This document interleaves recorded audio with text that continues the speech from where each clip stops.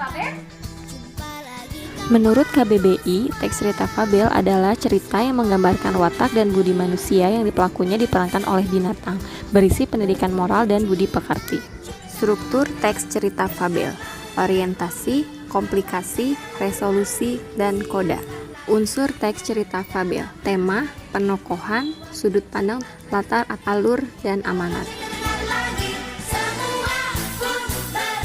Sri sebagai Pipit, Ziana sebagai ibu kambing, Pak Haji Aan sebagai hiana jahat, Layung sebagai Nirmala, Arya sebagai kambing jantan. Mala si kambing nakal. Karya DRA Sapriyati Hartuti. Itu anak-anak, kita akan masuk ke bagian orientasi. Orientasi dalam fabel selalu dimulai dengan kalimat pada suatu hari di suatu hutan belantara. Suatu pagi yang indah, matahari bersinar hangat, angin berembus dengan lembut, cahaya bermain riang dengan rerumputan yang hijau segar.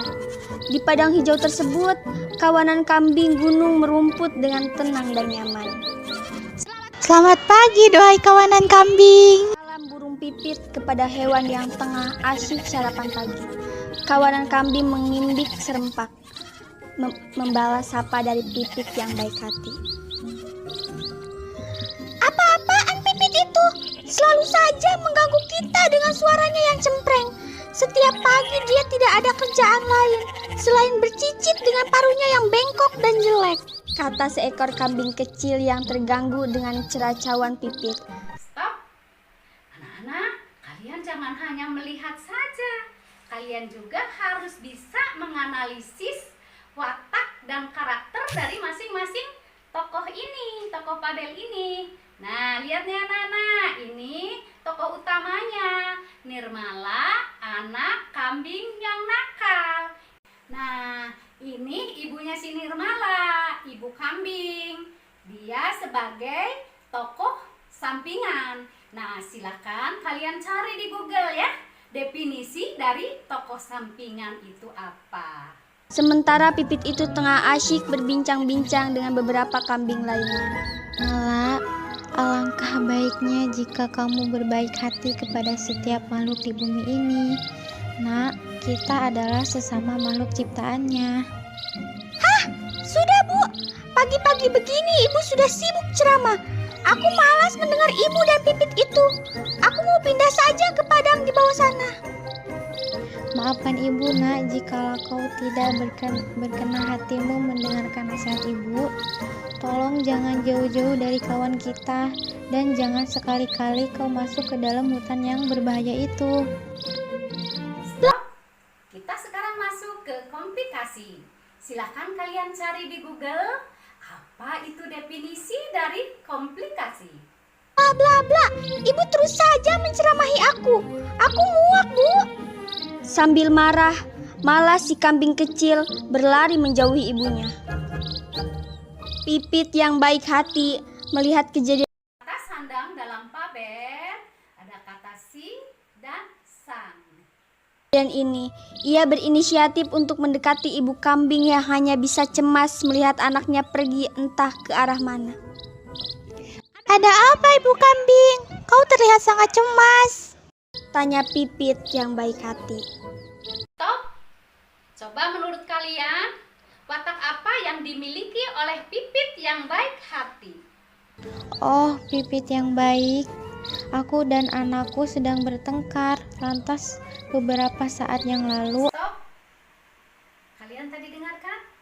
Ibu si kambing mengatakan bahwa bla bla bla bla, lantas bla bla bla bla. Nah, itulah konjungsi yang terdapat dalam cerita fabel ini. Anakku itu pergi dengan tergesa.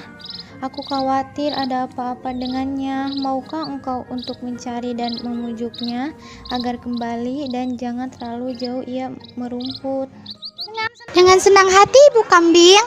Tak usahlah risau. Insya Allah aku akan memujuk anak cantik itu.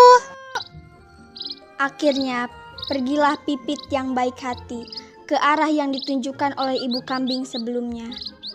Sementara Mala yang tengah merumput di bagian bawah lembah melihat sesuatu yang menarik hatinya. Seekor kupu-kupu mendarat di pucuk bunga kuning.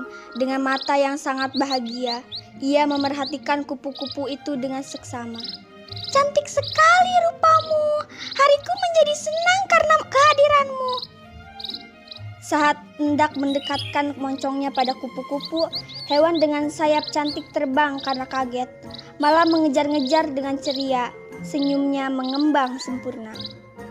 Kupu-kupu terbang semakin jauh, diikuti Mala di belakangnya. Tanpa sadar, mereka perlahan menjauh dari kawanan kambing. Setelah beberapa saat, Mala telah berada di tepi hutan yang telah menjadi batas antara padang rumput dan vegetasi keras dan gelap. Kupu-kupu cantik terus terbang ke arah hutan. Stop. Dalam cerita Fabel ini ada dua komplikasi. Yang pertama komplikasi antara Nirmala dengan ibunya. Yang kedua komplikasi antara Nirmala dengan hewan buas ini. Sejenak berpikir, Mala ragu untuk melangkahkan kakinya ke dalam hutan yang gelap. Kupu-kupu yang indah akhirnya hilang di telan kegelapan. Mala yang masih ingin terus bermain dengan kupu-kupu membulatkan tekad untuk mengejar ke dalam hutan. Di lain tempat, Pipit yang baik hati nampak kesulitan untuk menemukan kambing kecil di antara kawanan kambing. Ia akhirnya terbang lebih tinggi dan mulai mengedarkan pandangnya ke sekeliling yang terjangkau oleh mata memandang. Betapa terkejutnya Pipit saat ia melihat seekor kambing kecil berlari ke arah gelapnya hutan. Dengan segera, Pipit berteriak untuk mencegah kambing kecil. Suara Pipit yang kecil tidak mungkin terdengar.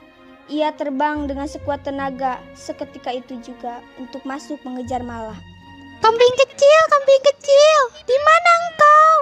Teriak Pipit sambil waspada di tengah cahaya redup hutan pepohonan. Kambing kecil. Suara Pipit semakin sengau karena khawatir.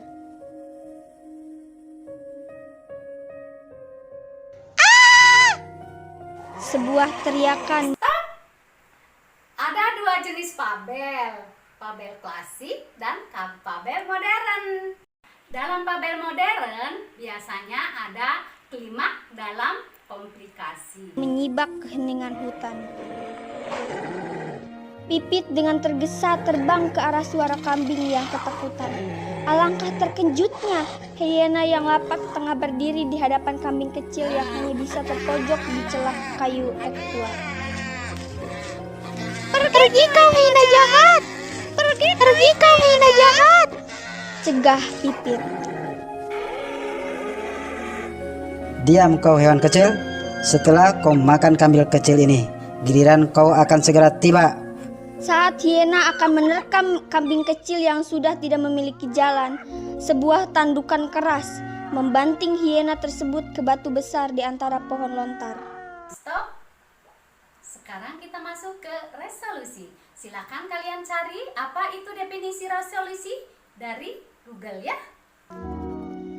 Kambing jantan dengan tanduk yang besar dan bercabang menghempaskan tubuh hiena lapar itu. Kurang ajar kau, ucap hiena terbatuk sambil melompat ke arah semak. Sudah berapa kali kuucapkan di hadapan kalian, jangan bermain ke dalam hutan ini. Ucap kambing jantan dengan wajah yang penuh luka cakaran. Terima kasih Tuan Kambing, engkau telah menyelamatkan kami berdua. Ucap Pipit dengan rasa syukur yang tak terhingga. Itu adalah tugasku sebagai ketua penjaga kawanan. Lekas, kita pergi dari tempat berbahaya ini. Ayo, bangun gadis kecil. Mala si kambing kecil berdiri sambil gemetaran. Pipit yang baik hati tidak tega melihat keadaan kambing kecil yang trauma. Kambing jantan itu akhirnya membopong Mala dan dinaikkannya ke atas punggungnya. Saat mereka sudah keluar dari hutan, mereka disambut oleh kawanan kambing yang menunggu di perbatasan. Anakku, teriak ibu kambing sambil mendekati anaknya itu. Maafkan aku, Ibu. Nah, kita sudah masuk ke dalam koda dalam cerita ini. Siapa coba yang menjadi penasehat? Aku berjanji, mulai sekarang aku akan selalu mendengarkan nasihatmu. Dan aku akan berlaku baik dengan sesama makhluk.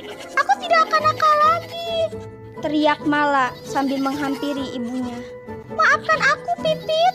Aku telah jahat kepadamu selama ini. Padahal kaulah yang peduli dan baik terhadapku. Kambing jantan akhirnya memungkas dengan perkataan, Kita adalah satu keluarga dan sudah tugas keluarga untuk menjaga keluarga lainnya dari mara bahaya. Kita harus saling menghargai dan mengasihi agar tercipta kehidupan yang damai, aman dari mara bahaya. Kalian sudah tahu kan kalau amanat dalam fabel ini dijelaskan secara gamblang. Akhirnya, mereka meninggalkan tepi hutan itu dan kehidupan pun berjalan seperti sedia kala. Menurut kalian, alur apa yang terdapat dalam cerita fabel ini? Apakah alur maju, alur mundur, atau alur campuran? Pipit dan Mala, si kambing kecil, akhirnya pergi bermain dengan bahagia.